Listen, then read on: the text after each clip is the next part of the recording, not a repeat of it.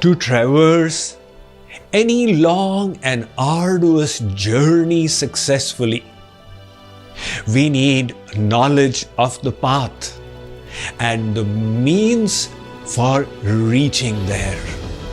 The journey of life is no different. To reach our desired goal, we need knowledge of the way.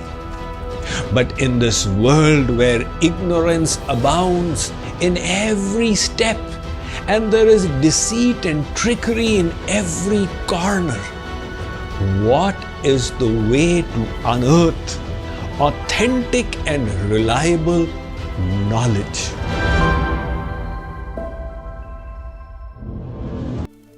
In 1997, a 14-year-old schoolboy called Nathan Zohner presented a project in the annual science fair of his school. The theme of his project was that a very harmful chemical was being used in society and he wanted it to be banned.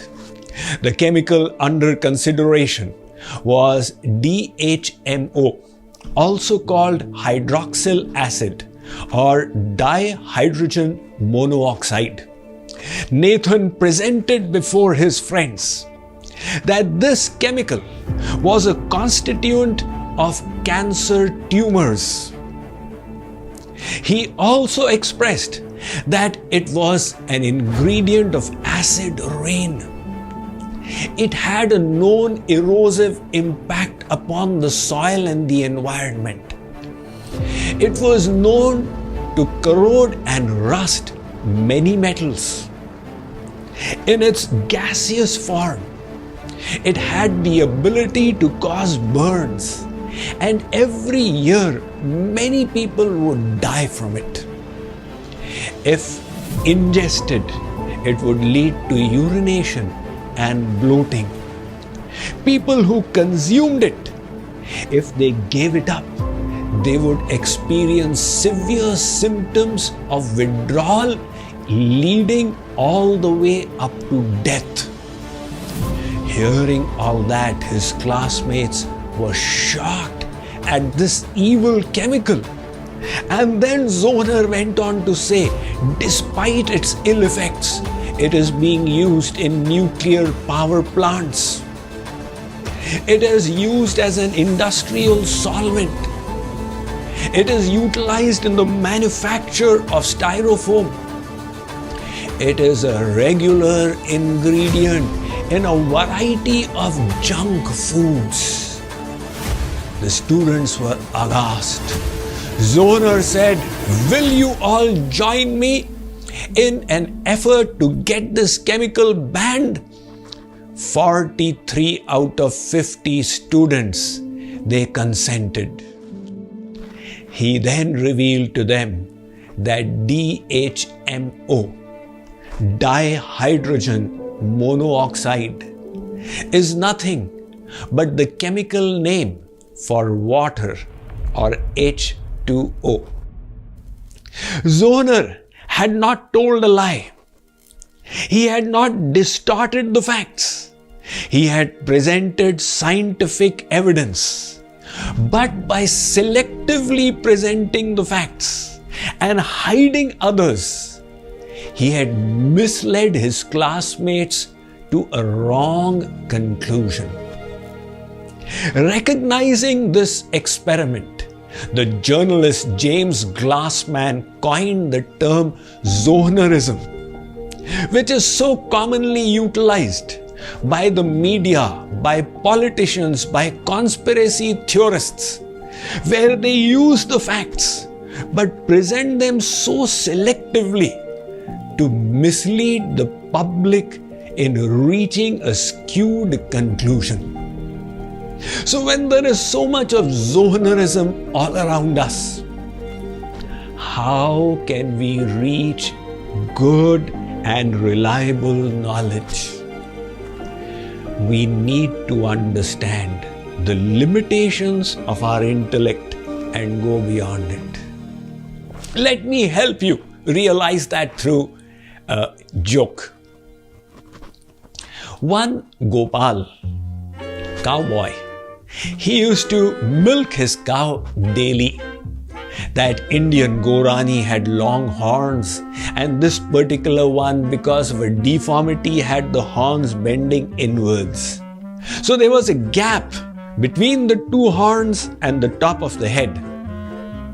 Every day while milking, he used to look at that gap and think, can my head pass through it or not? After 1.5 years, the temptation was irresistible. He caught the horns of the cow and shoved his head in. It did go, but the cow got startled.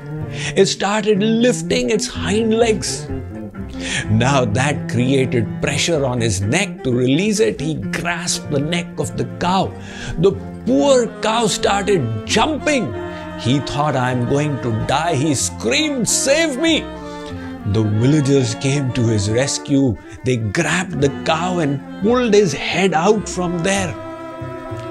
They said, my dear fellow, what's wrong with you?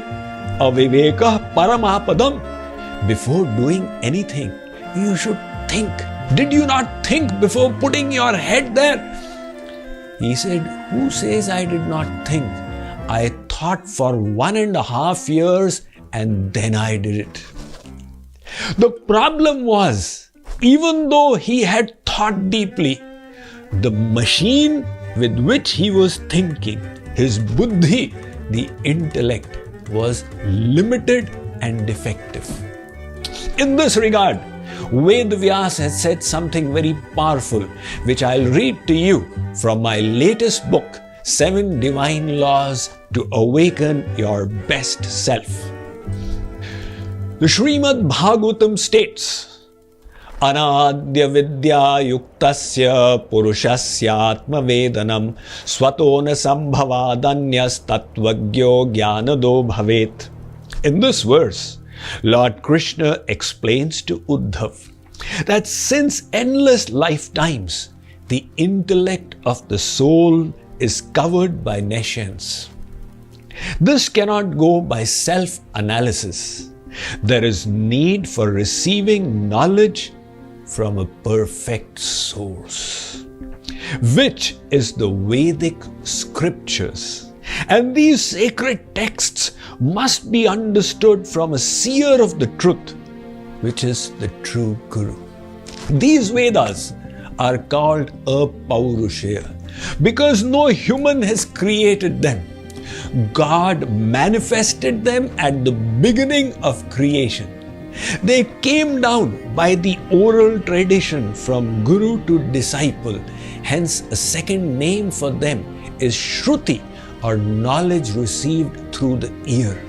5,000 years ago, at the beginning of Kali Yuga, Vedas realized that the people of this age are not Shruti-dhari.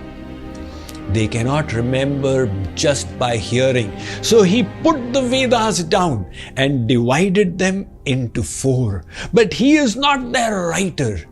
The Vedas have emanated from God himself. They are the perfect source of knowledge. And as per the Vedas themselves, Acharyavan Purusho Hi Veda, understand this vast, sacred reservoir of divine knowledge through the via media of a seer, a realized Guru who has seen the truth. So, we will understand the true purpose of life through the scriptures and the Guru in the next episode of this 21-day series, Purpose of Life.